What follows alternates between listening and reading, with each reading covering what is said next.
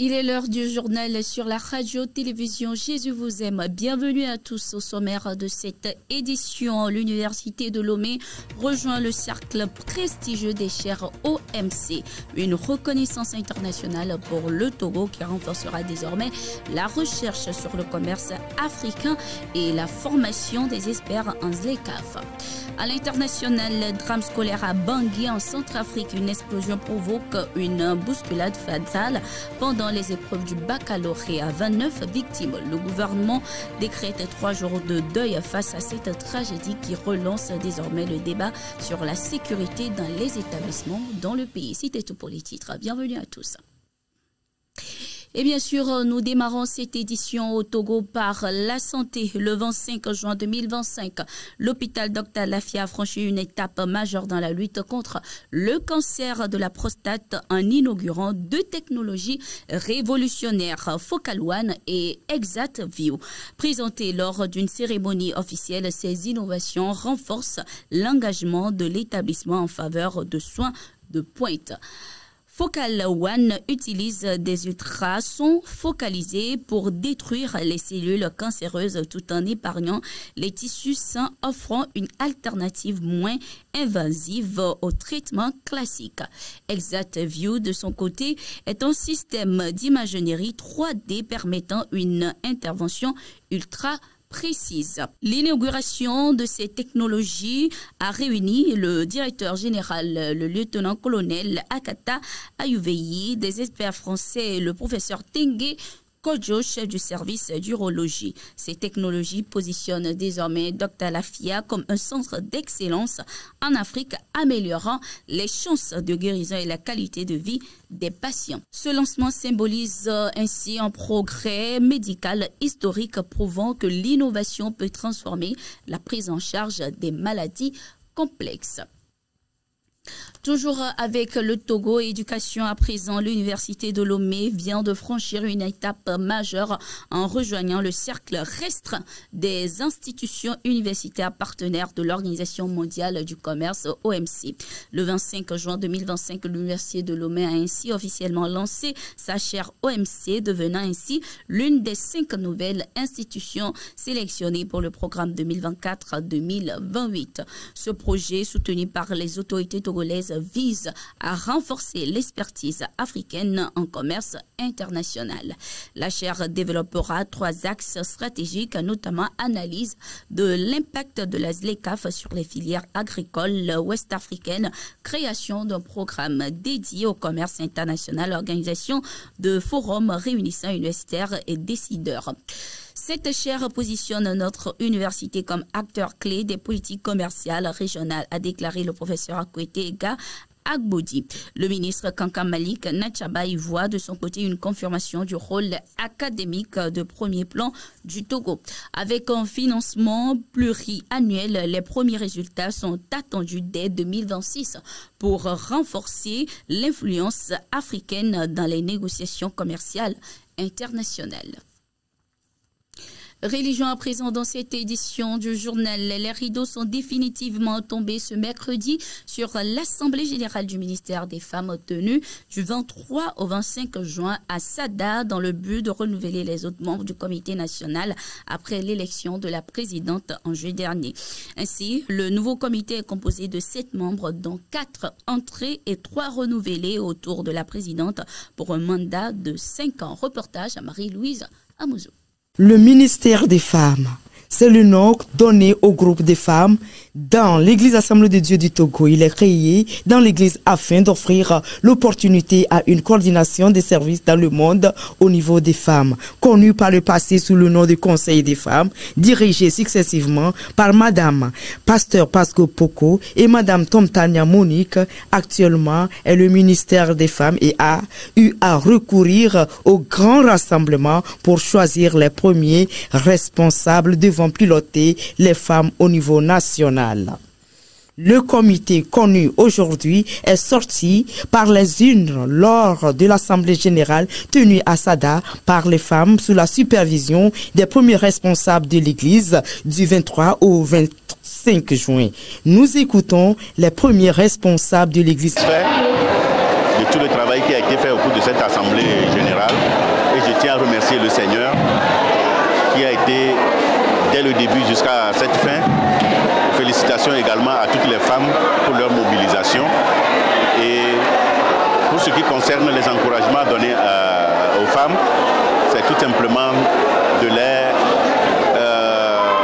orienter toujours vers la mission que le Seigneur nous a confiée, de travailler main dans la main, dans la solidarité, dans l'unité et de pouvoir se respecter les unes les autres afin de pouvoir se focaliser sur l'objectif principal, savoir chercher et sauver des âmes. Oui, nous bénissons le Seigneur pour la grâce qu'il nous a donnée de coordonner ces élections édition 2025 à Sada. Effectivement, nous avons vu la sérénité, la maturité des femmes de l'Assemblée de Dieu du Togo. Il faut préciser que ici sont réunies les femmes de pasteurs, les diaconesses et les présidentes des femmes. Et effectivement, la maturité était au comble, tout s'est bien passé. Et nous avons vu comment l'amour a régné. Nous voulons que ce comité vraiment puisse se lancer effectivement pour répondre à tous ces défis et que tout ce que les femmes désirent avoir et être dans le Seigneur, qu'ils puissent l'avoir.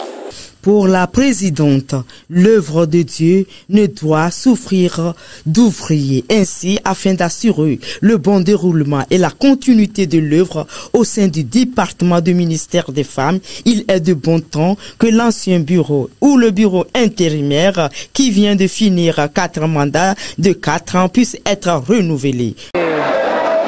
Cette assemblée générale, je voudrais vraiment dire toute ma reconnaissance à Dieu et à mes pères spirituels. Et il nous a visités, il nous a protégés pendant 3 jours et il nous a dirigés par son esprit. Et toutes les participantes étaient vraiment calmes pendant les séances et nous pouvons noter une grande ambiance au sortir de cette assemblée. Au sortir des urnes, 7 femmes vont faire leur entrée dans le comité. 3 renouvelées et 3 sont nouvellement entrées pour un mandat de 4 ans.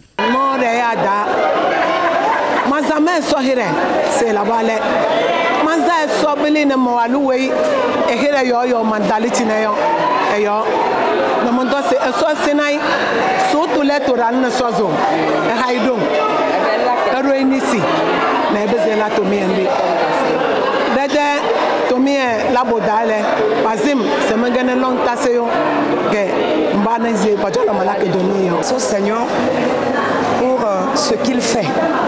Il est vraiment Seigneur. Et nous devons le reconnaître.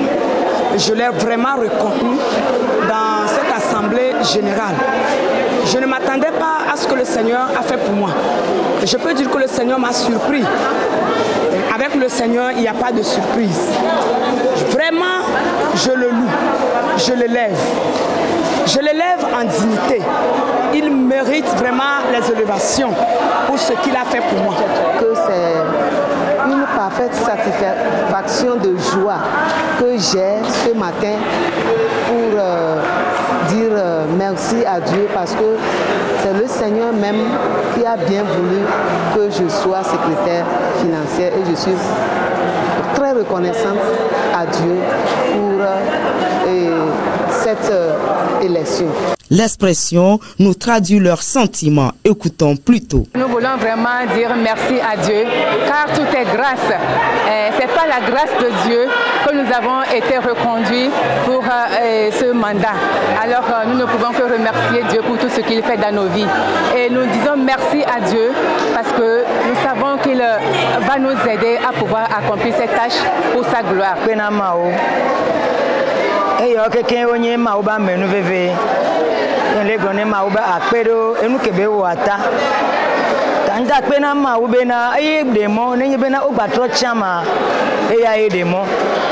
Mlebio ebe amenu veve ke otin so wona doa edoa kpona jijeje ya mlebio amenu veve wa so ma wo bo bena Depuis que Belatin Tobena, mi a l'Assemblée de Dieu, le Togo, Benemi so mi ape asio le nudea, ya Irane va edi, Bena egakela va mi abe asime, si be bureau national de nea, jijide jine va bena, nous que mi dibe mi a wona yebe do abe nkogbe dedea, mi atim awea, ne kpere mtinye, ne ba kpere ne kudo financière antibena, mi atim ale do asila asime, le deka owome, mi atim wo do kudo ma oba me nveve, ta mi le da kpena ma o, le do ke be ba wona mi ata. Beni c'est comme sada, tata dada. Maintenant c'est comment alwa tendion, to venu. Et son zéro sakié, comment nambuni sebaros balakio, pala buron kalangi he, mbuyo yo pijabri tutu. Ma passe moto c'est so kala zala kala bot kete dumem, melem ne pasana kazra langa. Invités, amis, participants, témoins des cérémonies témoignent de l'esprit paisible. On a vu depuis lundi soir comment le Seigneur a démarré avec nous. Le mardi, il y a eu les enseignements.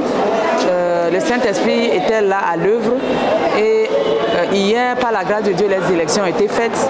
Et nos mamans qui ont été choisies sont des mamans que nous-mêmes nous avons proposées.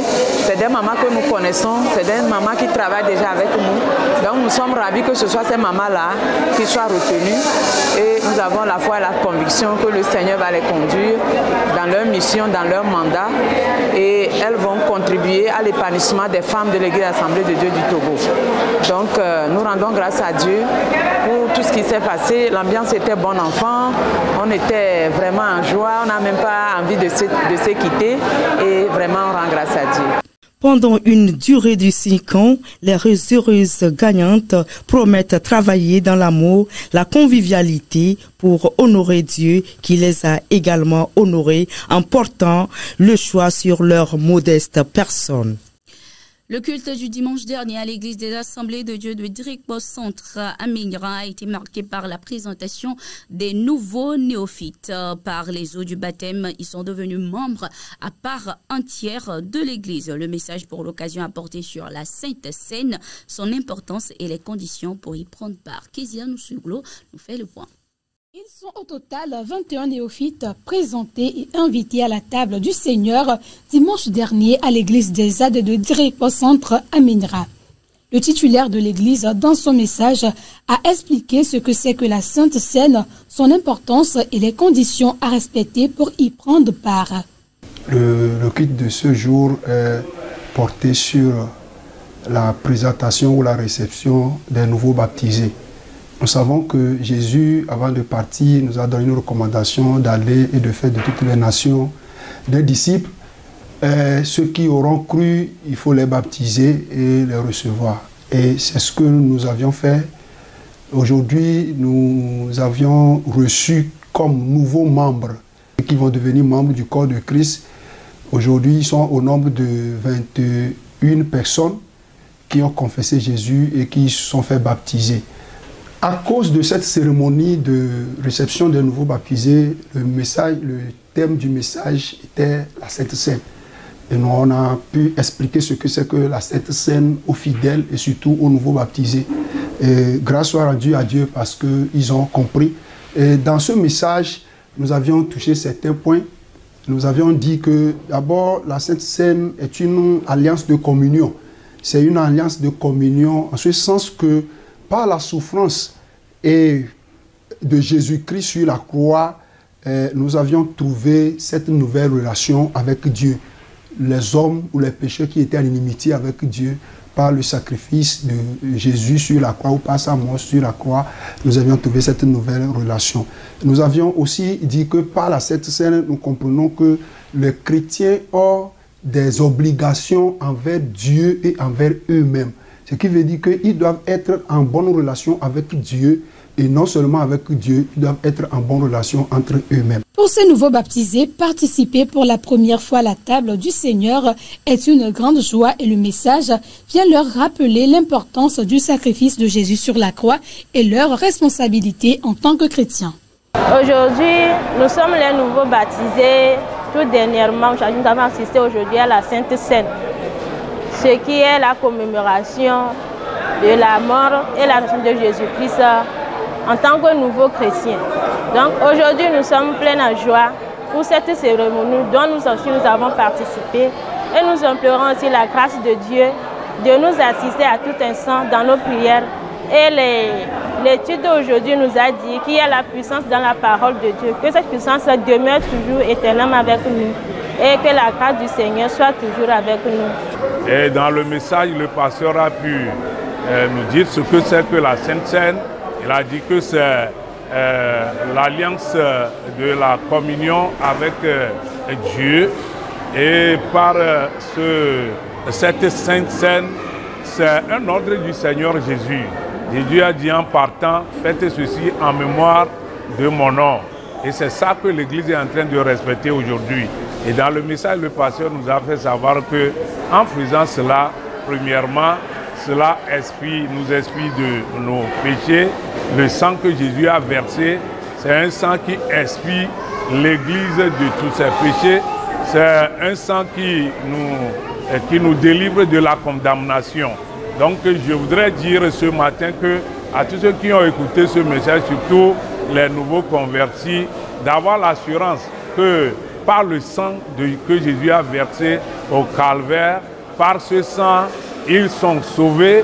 Il suffit qu'ils gardent cette alliance-là et ils vont pouvoir bénéficier de la vie et de la vie éternelle, c'est-à-dire du salut éternel auprès de Jésus. Puis, prenant le pain et ayant rendu grâce, il le rompit et le leur donna en disant, « Ceci est mon corps qui est donné pour vous. Faites ceci en mémoire de moi. » Luc 22, le verset 19.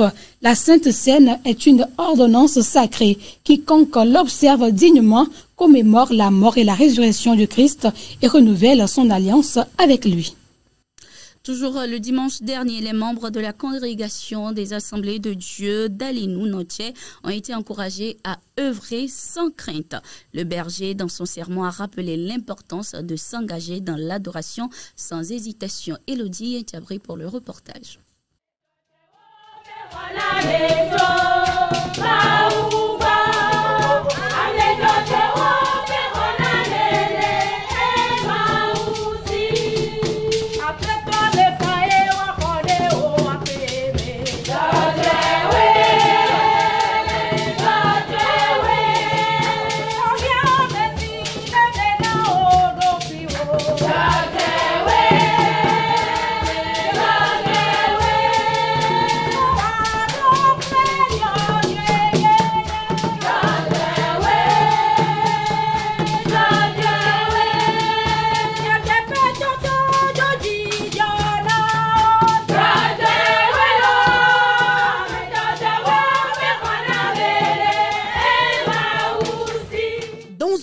Où l'incertitude règne, l'Église des Assemblées de Dieu d'Alinou de Notchin s'est positionnée comme phare d'espoir. Ce dimanche, les membres de la congrégation ont été encouragés à œuvrer sans crainte, révélant que l'adoration véritable est une source de courage et de force. Le berger a à cet effet rappelé l'importance de s'engager dans l'adoration sans hésitation. Le message de ce matin nous interpelle vraiment à œuvrer sans crainte dans la droite ligne de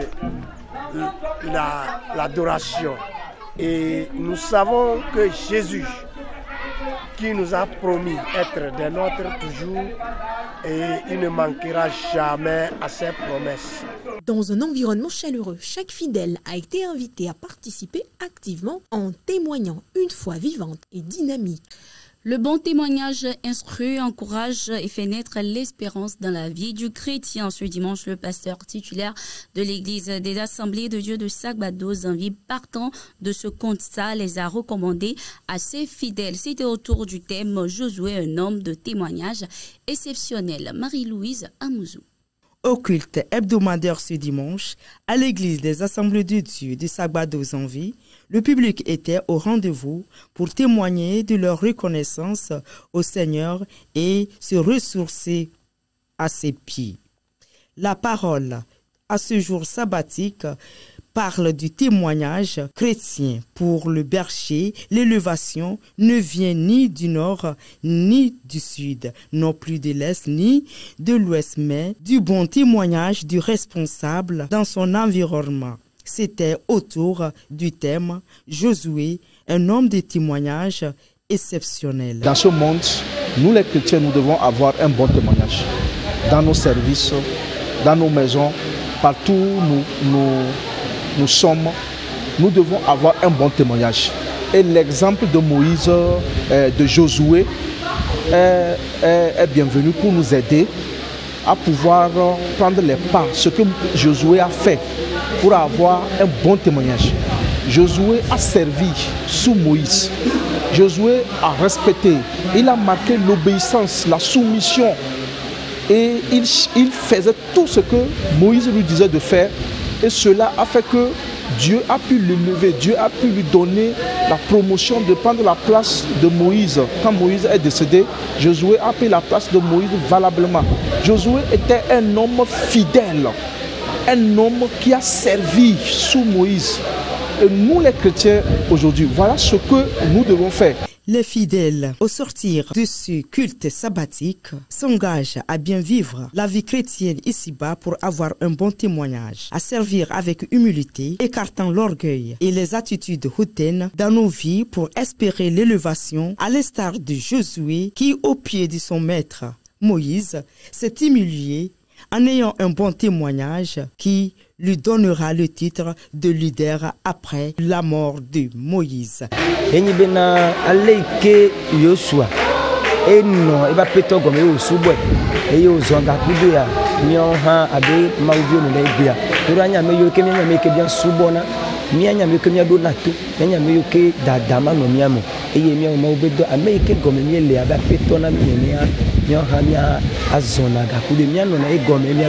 Étant chrétien, nous devons limiter par ces bons témoignages partout où nous vivons, quel que soit dans nos services, dans nos familles, au marché ou n'importe où que nous vivons, nous devons mener une bonne vie. Et cette bonne vie est qualifiée par un bon témoignage. C'est en cela que nous allons refléter le Seigneur Jésus. Et quel que soit tout, si c'est dans un service donné, si nous menons un bon témoignage, notre patron va nous élever. Et même si c'est dans le ministère de l'Éternel, si nous menons des bonnes vies comme l'avait mené Josué, l'Éternel va nous élever à une bonne position. Car l'élévation ne vient ni de l'homme, mais ça vient de l'Éternel des armées. Mais avant qu'on ne puisse nous élever dans cette vie, nous sommes appelés à appliquer ces qualités que Josué avait appliquées. L'humilité, loin d'être une faiblesse, est plutôt une force qui conduit à l'élévation et à la promotion. La Bible ne dit-elle pas, l'humilité précède la gloire?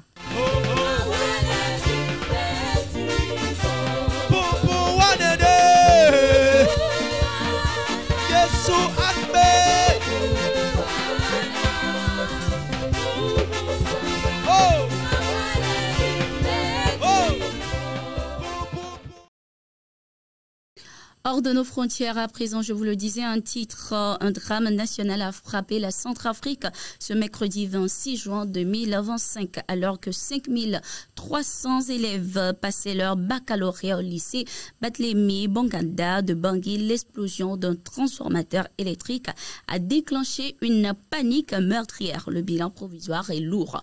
29 lycéens décédés et de nombreux blessés graves. Le président Faustin Archange Touadéra a décrété ainsi 3 jours de deuil national et exprimé sa profonde tristesse. Le ministre de l'Éducation, quant à lui, a annoncé l'ouverture d'une enquête tout en maintenant les épreuves dans les autres centres d'examen.